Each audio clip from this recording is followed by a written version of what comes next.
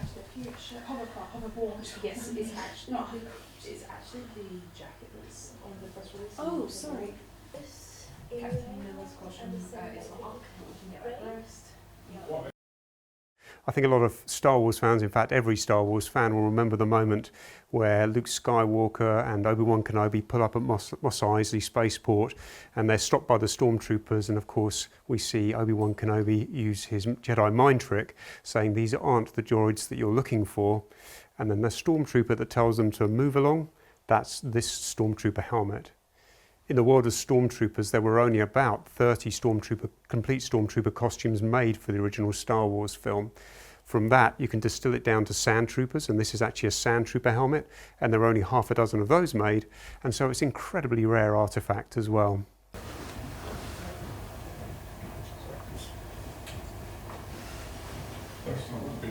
Yeah.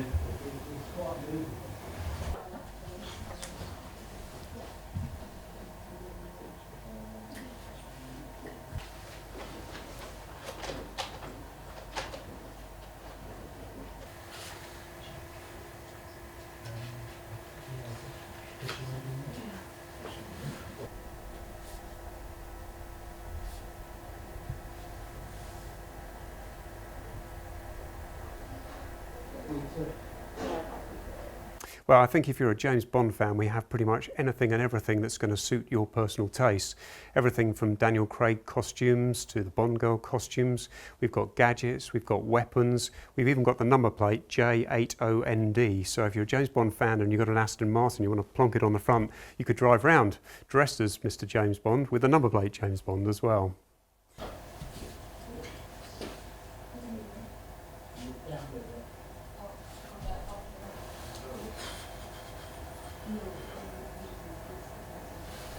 No, But it isn't. It's your usual thing.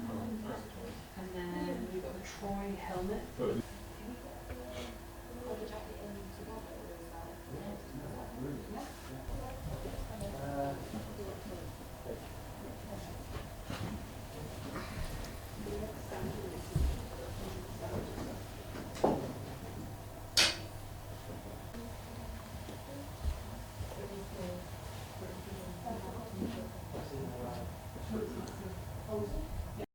I think one of the most exciting costume pieces we have has come into us from a costume house in Italy. It's never before been offered at market. It was in fact discovered after Propstore went to visit them, hunting for some of these artefacts. And it's Clint Eastwood's duster from The Good, the Bad and the Ugly. Now the duster is a synonymous attire for most Western films. This is deemed to be one of the best Western films perhaps of all times, and Clint Eastwood costume pieces from those films virtually never ever turn up, so we're super excited to have that.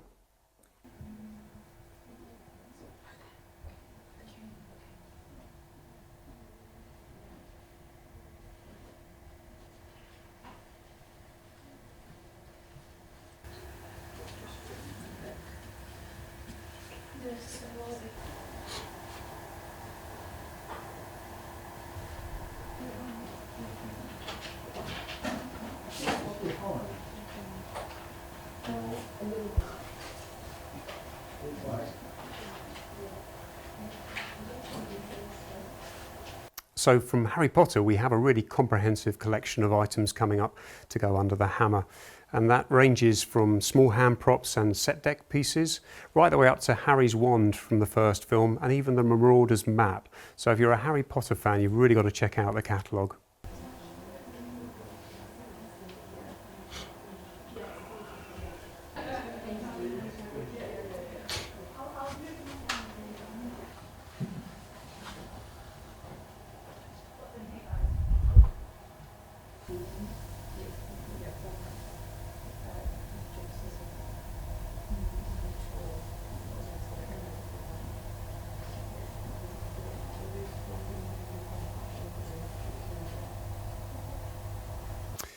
I think the buyers for props and costumes just is incredibly mixed and diverse, to be honest with you. We see some pieces go to museums, they go into institutions, they go to exhibitions for event, but we also see very passionate collectors who want to acquire these and have them and own them personally. They are much harder to display though, of course. Costumes take up a lot of space. So generally speaking, I think a lot of costume collectors have the costumes they have perhaps in storage for a period of time, and they might rotate them out. Props are a little bit easier to display, perhaps on a shelf or on a pedestal. Yeah.